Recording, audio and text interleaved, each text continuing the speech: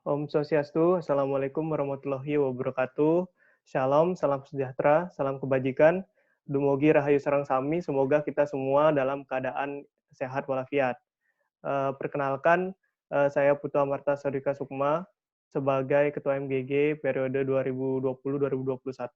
Saya dari MGG 2017, Objekta Karkasa dan Teknik Sipil ITB 2017.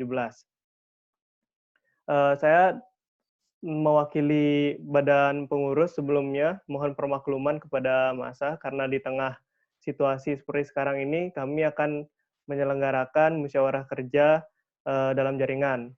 Nah, salah satunya adalah bentuknya pemaparan yang akan di-share melalui kanal YouTube Magotra Ganesha.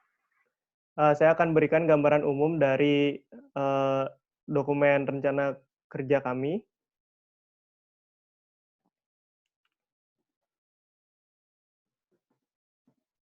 Nah, ini adalah dokumen rencana kerja tahunan yang nanti akan dijelaskan secara detail oleh masing-masing divisi di video-video selanjutnya.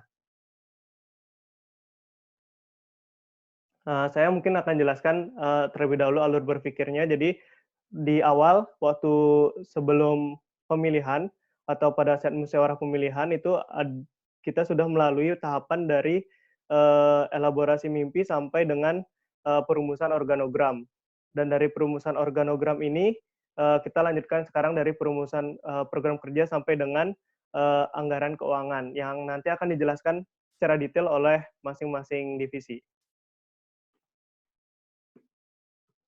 Kembali saya menegaskan visi yang akan dibawa ke depan adalah Mahagotra Ganesha sebagai keluarga besar yang sakti, seru, apresiatif, kreatif, dan aktif dalam memperkenalkan dan mengembangkan kebudayaan Bali di ITB. Ini masih sama dengan visi yang saya jelaskan waktu pemilihan Ketua MGG. Saya jelaskan lagi bahwa sakti di sini selain mempunyai singkatan 4 itu, juga mengandung doa bahwa nantinya MGG akan bisa menjadi lebih sakti atau mampu berbuat lebih uh, dalam memperkenalkan dan mengembangkan kebudayaan Bali itu. Nah, poinnya di sini juga yang berbeda adalah tentang kebudayaan. Nah, jadi di setahun ke depan, jadi kita nggak hanya fokus di bidang seni tari dan seni tabuh saja, tapi juga kita akan mencoba untuk mengembangkan uh, kesenian yang lain, bisa jadi tata rias dan juga bisa jadi makanan, kuliner, bahasa yang itu akan diharapkan dapat menarik minat massa yang lebih banyak. Misinya yang akan ditempuh untuk mencapai visi itu adalah ada 6 yang masih sama juga, tapi sekarang saya lengkapi dari masing-masing misi ada indikator ketercapaian kualitatifnya agar nanti kita bisa ukur bareng-bareng. Nah, yang pertama itu untuk seru, itu ada indikator ketercapaian kualitatifnya ada 2 juga, anggota MGG merasa senang, yang pertama, dan juga anggota MGG semakin aktif berkegiatan. Ini secara kualitatif. Untuk yang kedua, untuk apresiatifnya ada indikatornya yaitu adanya pemberian penghargaan, adanya kebiasaan saling menghargai, dan adanya sistem kaderisasi. Untuk diketahui bahwa kode S, kode A ini adalah sama dengan singkatan dari sakti. S seru, A apresiatif, A yang ini apresiatif juga. Artinya misi itu dibentuk untuk mendukung atau mewujudkan 4 poin tadi. Untuk yang membina hubungan baik dengan pembina, itu adanya penghargaan juga ke pembina dan pelatih, serta alumni dan pihak lain, adanya penghargaan yang sesuai juga kepada pembina dan pelatih, baik dari pembina maupun kepada pembina gitu. Nah, yang keempat itu menumbuhkan kesadaran terhadap nilai-nilai komponen kebudayaan Bali lebih luas. Ini bisa jadi apresiatif karena apresiasi bisa jadi kita mengapresiasi kebudayaan itu. Dan kedua adalah kreatif, bagaimana kita bisa mengembangkan apa yang sudah ada menjadi apa yang layak ditampilkan dengan lebih baik. Nah, ada indikatornya, itu adanya kesadaran bahwa komponen kebudayaan Bali tidak hanya meliputi seni tari dan seni tabuh, jadi kita mengapresiasi juga bentuk seni yang lain. Yang kedua adalah adanya pengembangan komponen kebudayaan Bali selain seni tari dan seni tabuh. Selain artinya bahwa seni tari dan seni tabuh tetap menjadi core dari ITB, dari MGG ITB, tetapi kita bisa lagi mencari penyokong-penyokongnya gitu agar MGG bisa tetap eksis. Untuk yang kelima, poin kreatifnya itu adanya peningkatan kemampuan sumber daya anggota MGG dan adanya kolaborasi kebudayaan.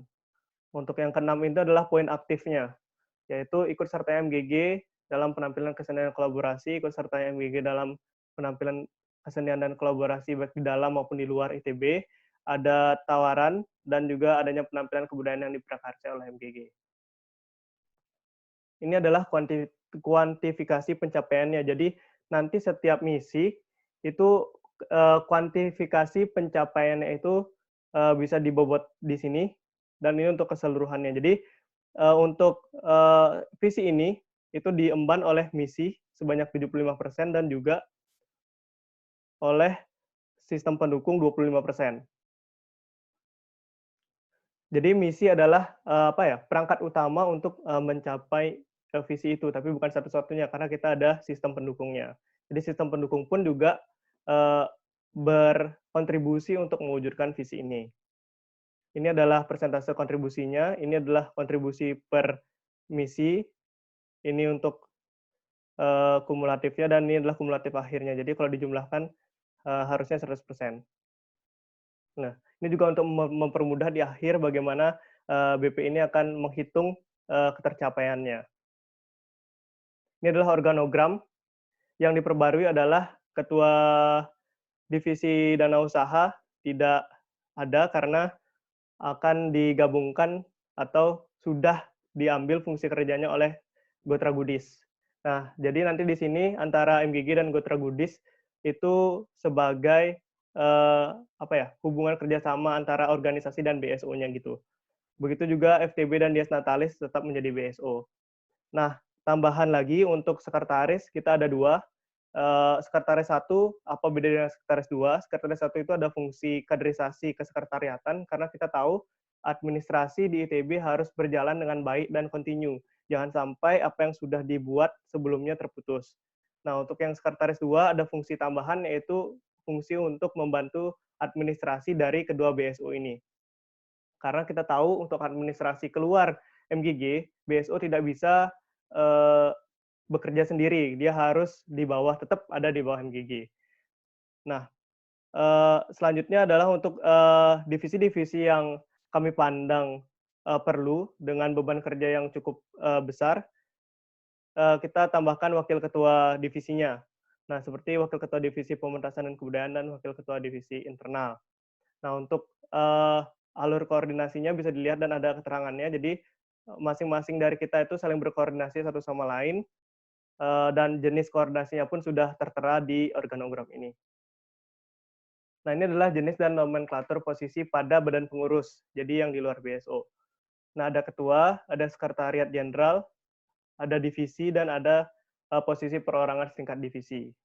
Nah, perbedaannya adalah untuk divisi nanti itu adalah kelompok orang, tapi untuk posisi perorangan setingkat divisi itu adalah satu orang aja. Jadi misalnya sekretaris, sekretaris 1, sekretaris 2, bendahara, dan juga koordinator kesenian. Jadi mereka adalah jabatan-jabatan yang tidak memiliki staf. Nah, ini adalah profil dari saya, dan ini adalah deskripsi untuk Ketua MGG dari Anggaran Rumah Tangga Mahagotra Ganesha ITB tahun 2004. Yang pertama adalah Ketua MGG ITB menjalankan asas dan tujuan MGG ITB dan keputusan-keputusan rapat anggota, termasuk musyawarah kerjanya yang dilaksanakan ini. Nah, yang kedua, Ketua BP MGG ITB berkewajiban menjalankan ADART, membentuk, mengangkat, dan memberhentikan personalia BP MGG ITB. Ketua BP MGG ITB mewakili MGG ITB baik ke dalam maupun keluar MGG. Yang kelima adalah Ketua BP MGG menetapkan dan melaporkan rencana kerja dan tata tertib organisasi kepada anggota ITB. Nah, rencana kerja ini adalah yang sedang kami laporkan sekarang. Nah, yang keenam, yang terakhir adalah Ketua melantik dan memberhentikan anggota MGG ITB. Itu penjelasan umum dari saya, akan dilanjutkan oleh Sekretaris Jenderal untuk penjelasan selanjutnya dan juga divisi-divisi yang lain. Terima kasih. Apabila ada pertanyaan, nanti dipersilakan di sesi tanya-jawab secara online. Terima kasih. Om Santi Santi Santi Om. Wassalamualaikum warahmatullahi wabarakatuh. Shalom, salam sejahtera, namo buddhaya, dan salam kebajikan.